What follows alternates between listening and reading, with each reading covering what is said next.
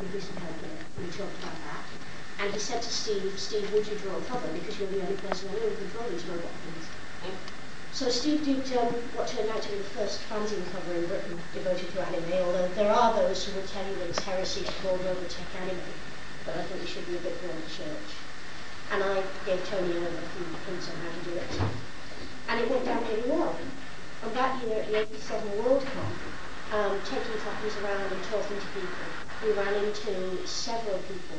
An old pen from Dostoevsky who we met for the first time, a great guy called Mark Molino from the Californian Anime Fan Setup, who not only sat us down at 2 a.m. with the Dead Dog Party raging just across the corridor, and showed 30 of us the wings of Aniaris on a 4-inch TV monitor on Mark's video camera, which, I mean, you would not believe it, but there were 30 people sitting in this room, hunched around this minuscule screen, watching it with their jaws dropping and fighting to stay awake to get to the end because it was just so good. Even narrating the whole thing, yeah. It was tough. Oh yeah, now just come out of your now you say that, I mean, it was awful because we were so tired and we haven't been able to get any, you know what it's like in the WorldCon, we slept for 5 days. We haven't been able to find anywhere to show it. And in the end he said, well, you know, this is okay, the Dead Dog Party noise will keep us awake. And it was just fabulous, it was magic because it was the first high quality stuff we'd seen. And we thought we've got to do something about this. And coincidentally, 9 months later, the German idea developed. I was invited to be on the committee for the 1990 Easter Cup. And I said, all right, give me a program. Give me an anime program. Give me 36 hours and I will change the world. Oh, we did. We had, the main video room was split between us and a mainstream video program. And for our part of it, it was packed most of the time, attended all the time. We had people getting out of bed at 7 o'clock on a Sunday morning to come and see Undubbed or Battle Dumba. We had the first showing of Akira before the Bristol Film Festival preview in Piccadilly. Again, undubbed with subtitles, it was packed out. We showed the first part of the notorious Ritsuki Dojo, only we showed it unedited in its original form. And we advertised it as offensive, sexist, sexual, violent. It is sure to upset everybody who sees it. And there were 4 deep in the audience. I learned something about advertising that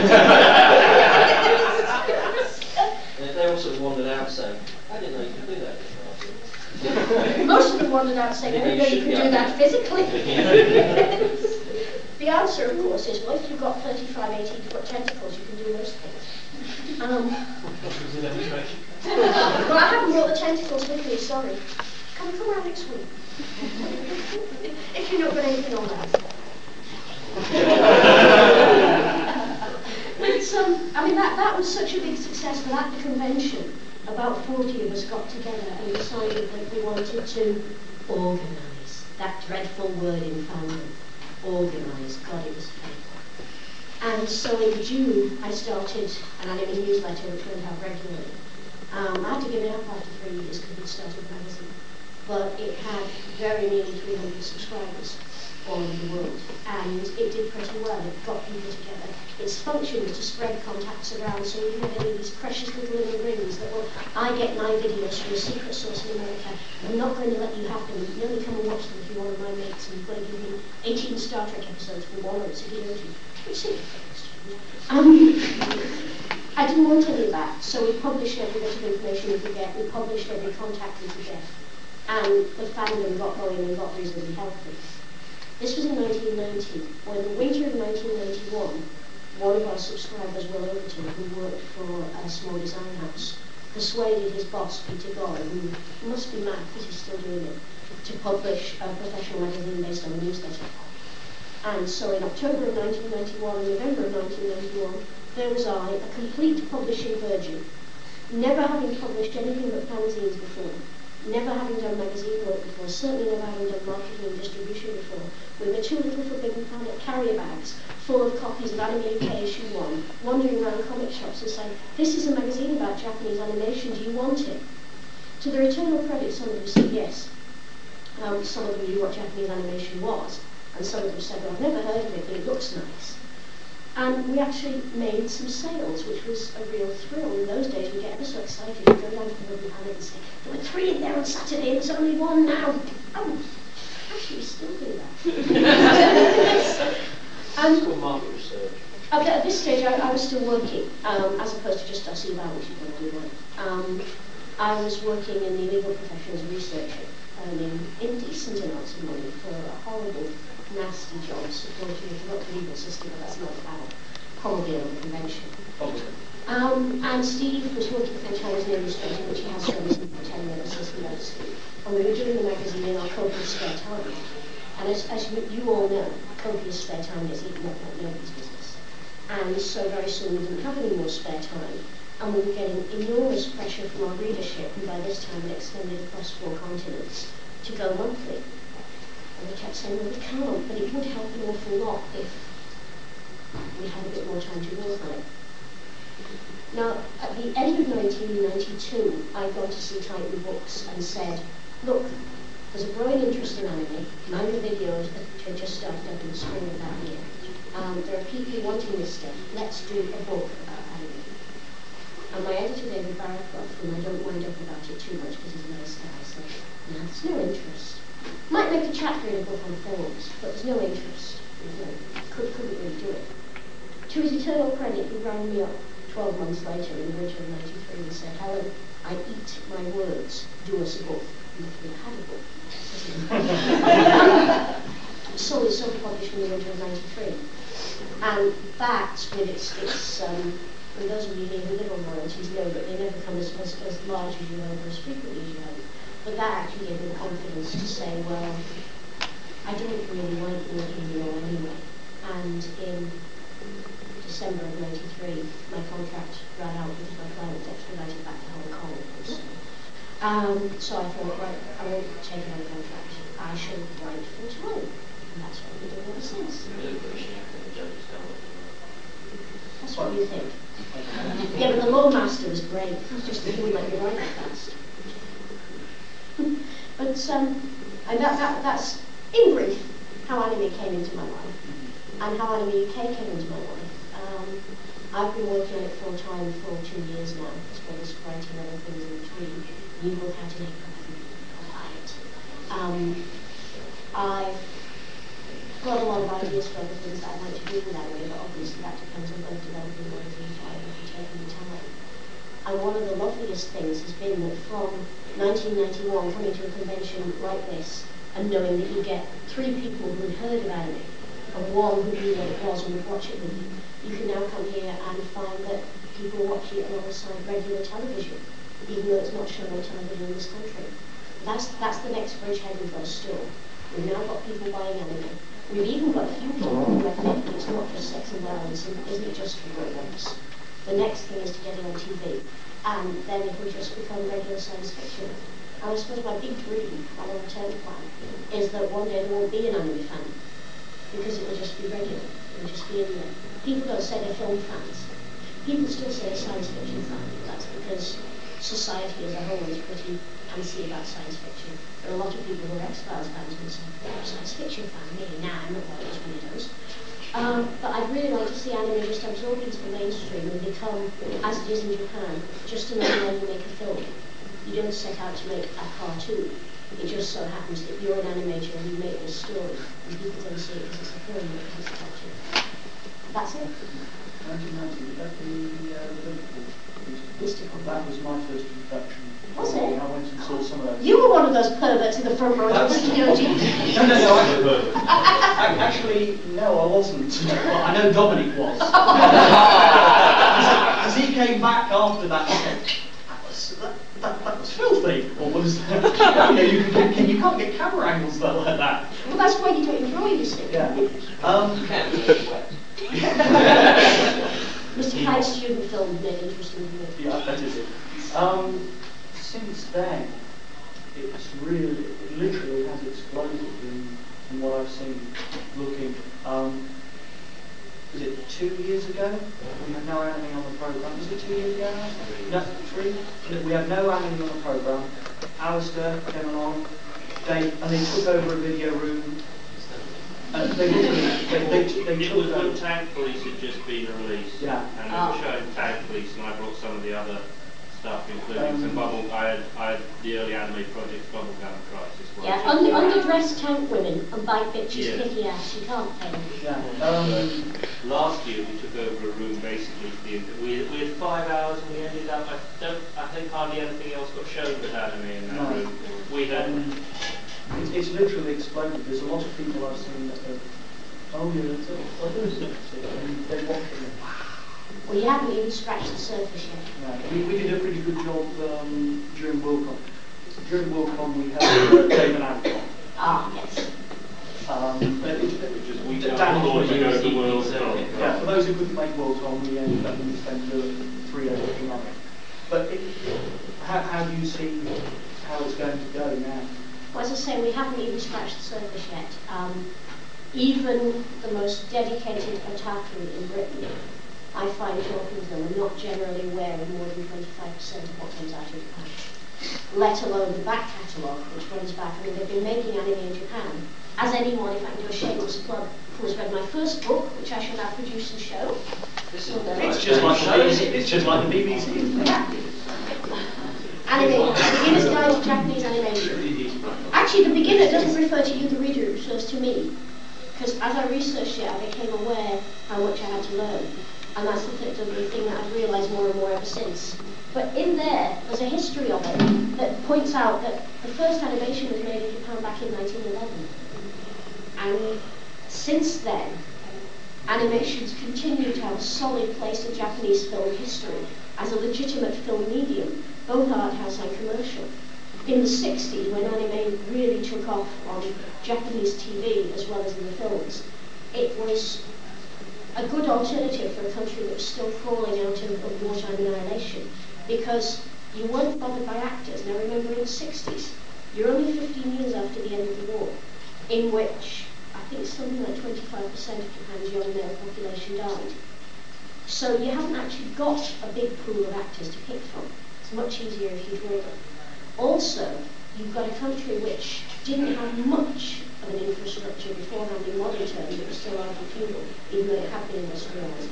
Had none at all, because it had been bombed flat in 1945. It wasn't just Hiroshima, there were fire bombings all over Japan. And so there wasn't a lot of money around, and there wasn't a lot of material around to do things like build stage sets, particularly the way the Japanese normally do them, which is meticulously. Just a side note, Steve gave me a few years ago making a show. I don't know how many of you have seen Shogun on TV, but it's a fabulous series. And there's a wonderful bit in there where James Clavell talks about the difficulties of an American crew used to American scheduling, working with Japanese tech and set crews. When they had to build half a boat so that they could shoot scenes at sea, they built half a boat. They didn't build a set, they built half of a perfectly seaworthy vessel, which means that the carpenters were working to tolerances of less than 0.5 millimetre, and everything had to be done right. And he said it was incredibly frustrating for the director and the producer and the designer to realise that when they could say to a Hollywood crew, we need half a boat, we need it Tuesday, it's Friday now, it has to cost X, they would give them something that came in on time and within budget. Even if it was fudged, even if it was bosh, even if it would fall apart. The Japanese crew would build half a boat. A real boat, if you built the other half, would sail for 200 years. This is one reason why Shogun ran enormously over budget and cost untold thousands of dollars extra. Also one reason why it ran over time. And it's another reason why anime was so popular in those post-war years. You didn't have to build half a boat. You didn't have to rebuild a major castle. You didn't have to have Tokyo standing in all its one building. Anything you could afford to pay for, you could have. Another reason I think why science fiction works so well in anime is you don't have to have a big SFX crew. Anything you can afford to pay for, you can have. And it really has taken off so strongly. Every year in Japan, there are at least 60 animated theatrical movies. Every year in Japan, there are about 200 original animation videos made for video animations. Every year in Japan, there are 52 weeks times 30 hours of animation on TV. We haven't even scratched the surface. We haven't even started. We haven't a clue what's out there. And the more I learn about it, the more excited I get. And I think that for us, the future of fandom is TV, because it's long TV series where you see the strength of the medium. And also, it's long TV series that builds audience interest and audience loyalty. I think even the most die-hard straight SF fan, fanish fan, would admit that fandom has expanded hugely thanks to TV, thanks to a number of people that watch Trek, that watch X-Files, even that watch Late 7, and think, I like this stuff, I want to get into it, where can I find more? And once we get more anime on TV, the acceptance of the medium will grow. And possibly the main complaints that people have about Japanese anime is the sex and the violence. Even some of the more mild and the funnier stuff has, would it, outside anime, be considered unacceptable violence? People being slaughtered left, right, and centre? Not in Japan. No, not in Japan, but here. Yeah. Is that one of the problems that it will have? Well, no, because we censor it. We censor everything. We cut everything to ribbons. I mean, Britain is possibly the most censored of the Western countries. We have a very high level of censorship in this country, and we have a knee-jerk reaction which annoys the hell out of me, in that every time somebody commits an act of violence, we blame anything but the person who did it. Oh, they were influenced by violent books. Oh, they were influenced by violent TV. Oh, they probably saw Reservoir Dogs. I mean, excuse me, Quentin Tarantino does not, to the best of my knowledge, go around hacking people up with knives or raping women. And he is certainly not responsible for other people who use it as an excuse. And the same applies to anime. Japan has one of the safest societies in the world. I have female friends who live outside Tokyo who will quite happily travel 2 hours on the train at 2 o'clock in the morning and then walk home 45 minutes. I don't know a woman in England apart from me who do that. Anyway. A friend of mine was in Tokyo for the first time 3 years ago and came back astounded by one thing. Walking home one morning from shopping, he saw that a kid on his way to school had obviously dropped a coat, a very expensive coat, one of these really flash Oshkosh things, outside the subway station. So he picked it up and he took it to the guy who was sweeping the subway steps, and that's another thing, they clean their underground stations. And in his pidgin Japanese explained that it was lost, and the guy said, don't worry, and put it on the wall next to the subway. Peter was absolutely astounded. He came back as school came out just to see what happened, and the little kid came up, spoke to the subway attendant who pointed to the wall, walked over, picked up his coat and took the coat. You just don't get that in other countries, and yet this is the country that's supposed to have sex and violence that will send British teenagers on rape rampages. I think part of it is that you've got two different traditions. We are very Judeo-Christian. We're, like all Western culture, we're a Judeo-Christian society. Our religion is largely based on shame. If people know you're doing it, it's wrong. Japanese religion is largely based on guilt. If you're doing it in private, it's the other way around. Japanese religion is based on shame. If you do something wrong, the shame that you carry makes it impossible for you to live with it. You have to do something to atone. Whereas with us, it's guilt. If you do something and you don't get found out, you're okay. If other people know you're doing something awful, you can't do it. That's why in this country, if somebody's reading a porno book, they usually do it in private and they don't talk about it. In Japan, people will sit on the subway reading a manga anthology with what you would quite rightly describe as outrageous scenes of rape, torture, and violence. And they're not in the least bit bothered, because everybody knows they're only reading. Whereas in this country, the attitude is, if you watch that sort of film, you must be the kind of sicko that will go out and do that. There's a much greater acceptance in Japan that your fantasy life is legitimate, as long as it stays your fantasy life.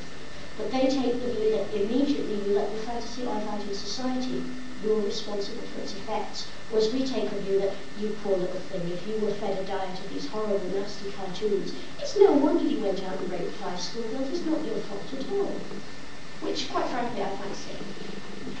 There's definitely something in the Japanese society. Most of the films that I've seen under big epic, like the Godzilla films, a lot of the manga, tend to wipe out Tokyo. And there's something destructive in the psyche, but there always seems to be an element of hope afterwards. Because I think Akira, the first thing that happens is you wipe out Tokyo, and the next scene is a rebuilt, bigger Tokyo, blossom shining. And at the end, you also wipe out Tokyo again. Well, I mean, you've got to keep the builders in work. For all of us, total nuclear destruction is theoretical. For the Japanese, it isn't. It isn't theoretical. They know that cities get destroyed by nuclear bombs because they have them. And I think, to me, it seems that the resonances of the Second World War are so powerful that the Japanese go on replaying them. Even Japanese who weren't born at the time go on replaying. Toshio Maeda, who made Urotsukidoji, was born in 1950, the manga writer, was born in 1951, I think. The war was well over, but it still had such an effect on him that virtually everything he writes has both apocalyptic imagery and World War II imagery in it. I think as well that there's a dichotomy in Japan. They had terrible techno-fear for quite a long time after the war, which is absolutely understandable. I mean, anybody who stood under a nuclear bomb and lived to tell the tale is going to have techno-fear, however rational they are. But they've also seen in the years since the war the benefits that technology brings. They're possibly the most techno-friendly society on earth. There are more robots in Japan than anywhere else in the world. They are working robots, darling. Working robots. Just get breakfast in bed on trays. But no, there's more industrial robots in Japan. There's more welcome to the idea of robots in Japan because technology did the nation such a lot of good, and also because anime and manga authors picked up on technology as a positive, hopeful theme after all the devastation. So you've got these two ideas. If you take Godzilla as one end of the scale, the forces in nature, absolute, uncontainable, like an atom bomb, completely immoral, dropping from nowhere out of the sky or walking from nowhere out of the sea, stomping everything flat, everything we can do, our most powerful weapons, weak before the forces of nature.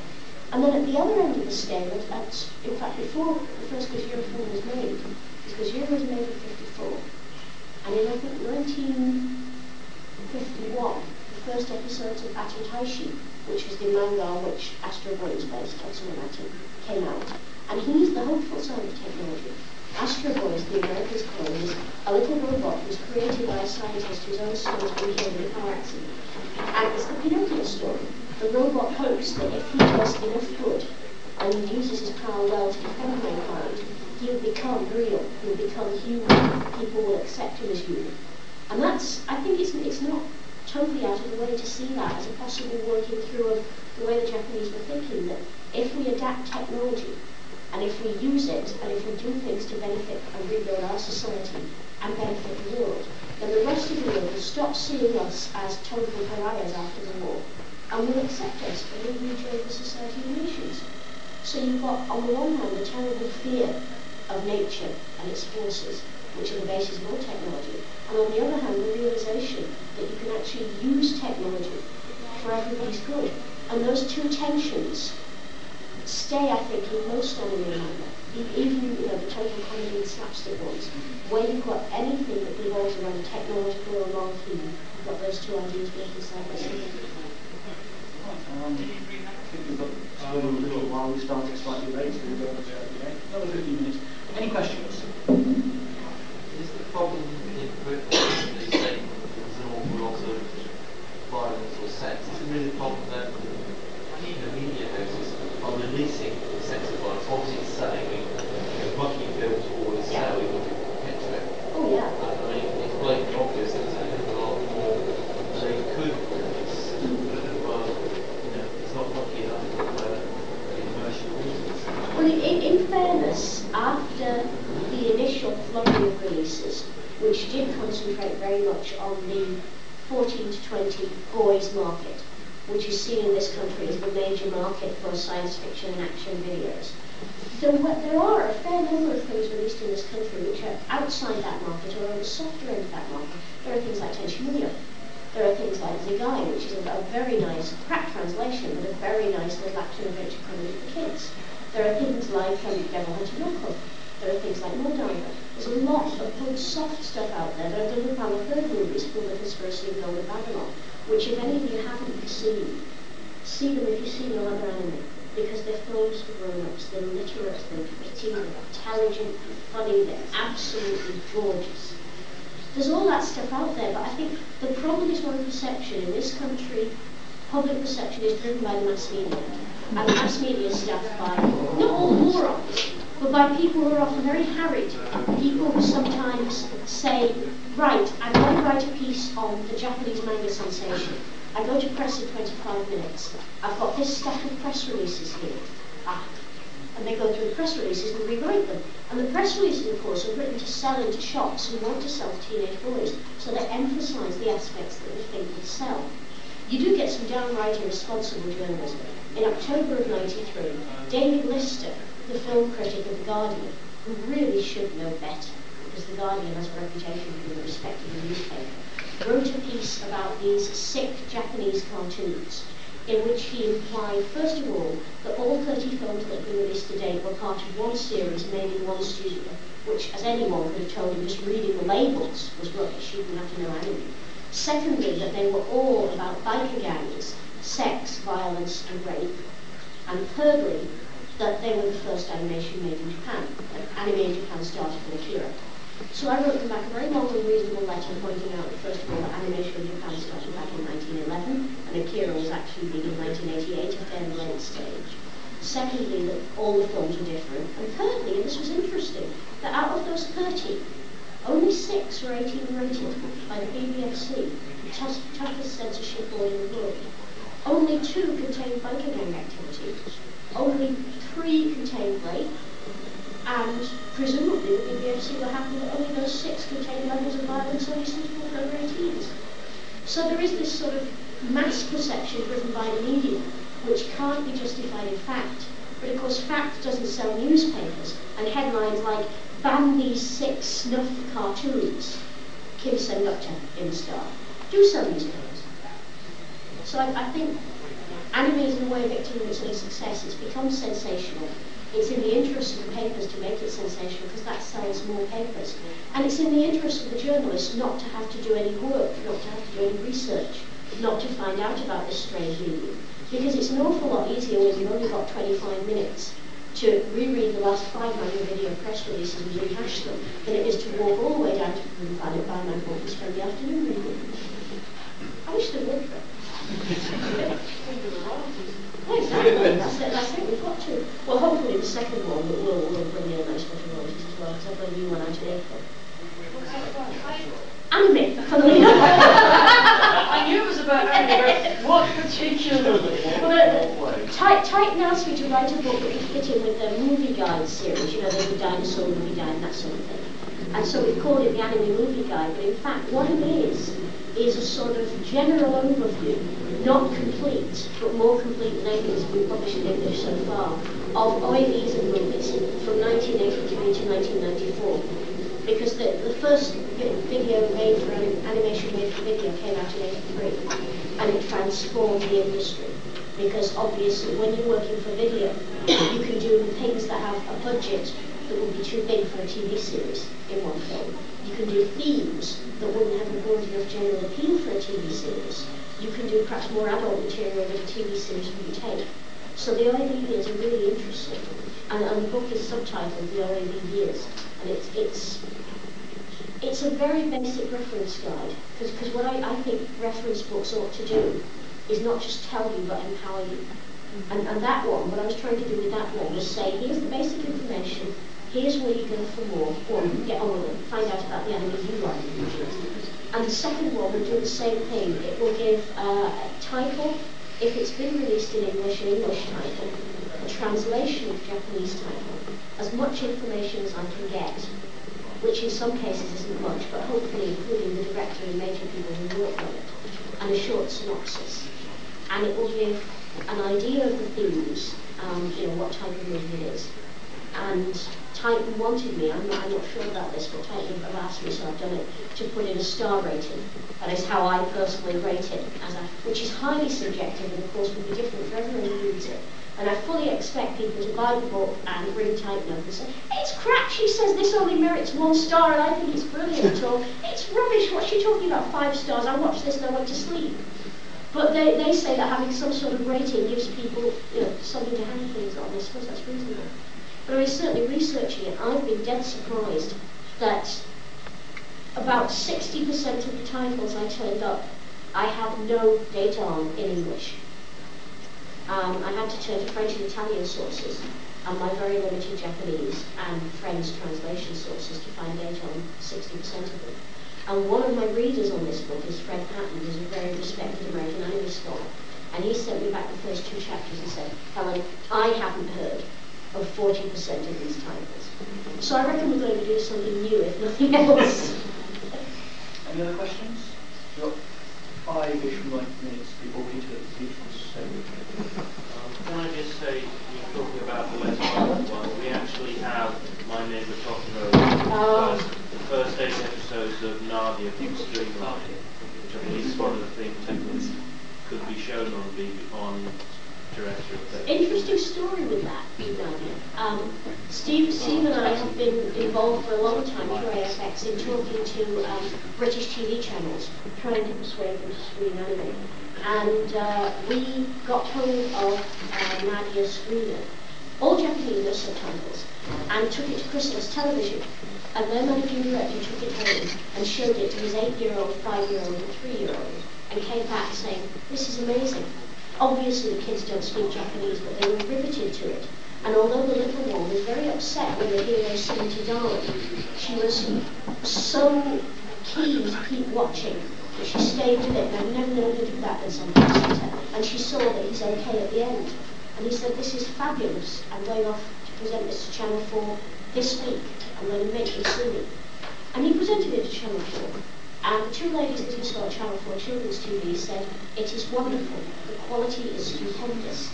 Even in Japanese, we can see the character building and the character interaction is stupendous. We would love to buy it. But the only 2 slots we can show a half-hour cartoon, as opposed to an art house short, are children's TV on Saturday mornings, 7 a.m. to 11 a.m. or children's TV weekday evenings, 3:30 to 4:30 p.m. Now during those time slots, because they are children's TV, there is a chance that an unsupervised 3 or 4-year-old might be watching, might also be distressed by this scene of the hero getting shot, and we might get complaints from their parents that we're screening unsuitable material in children's hour. And if we do that, we can lose our broadcast license and Channel 4 can be shut down. So I'm sorry, we really cannot buy at an incredibly reasonable price the best animated series we've ever seen because we cannot risk screening it. And that's why Nadia wasn't on British TV 2 years ago. Because I sold it to Chrysalis on the strength that Nadia has everything. It even has an interracial heroine. Although Nadia is Atlantean, she looks Indian subcontinent Asian. She's a wonderful girl. She's an orphan. She thinks she's an orphan. And she's part of a circus. She loves all animals. She's a strict vegetarian. She'll have nothing to do with guns or cruelty. She's about as politically correct a children's show heroine as it's possible to construct. But we can't show it because unsupervised children who are being badly parented might be frightened. And instead of addressing the issues of bad parenting and bad education in our society, we prefer to blame TV. It's much easier. She's also sort of semi-Jules Verne. Yeah. Turn of the century Jules Verne. And actually, if I could just do a quick plug, and again, anyone here who has not seen My Neighbour Totoro should go and see it. Anyone who has will certainly be going to see it again. It's my favourite film of all time, in any medium, by any director, anywhere. I think it's a perfect film.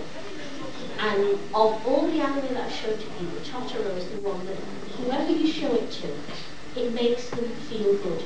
It's the ultimate feel-good movie. There's nothing negative about it. There's nothing nasty about it. There's nothing threatening about it. But it's as far from being insipid as it's possible for a film to be. Really and truly, I mean, people are always saying, you know, watch this film, it will change your life. But Totoro is one of those films that actually could change your life. And it's certainly changed things in Japan, because they've started a fund. Fans of the film have started a Totoro Forest Foundation. Anyone can make a donation, and they're using the money with Hayao Miyazaki's permission to buy and create forest lands all over Japan and create Totoro forest reserves. Because Japan, like everywhere else in the developed world, has its forest land under threat and its wood stocks under threat. And those wonderful traditional woodlands that were all around Tokyo in the late 50s and early 60s are disappearing. But purely thanks to this film and the way people feel about it, there's now an organisation in Japan that is buying up the forest so that kids forever will be able to see the kind of forest that was around in this film. So that's got to be good. Thanks very much. Run out of time now. You're just champing at the business. Rats, you gave him one. You can give Champing him at the bitter. Oh, close enough. Anyway, thanks ever so much, Helen. Thank you for having me. Yeah.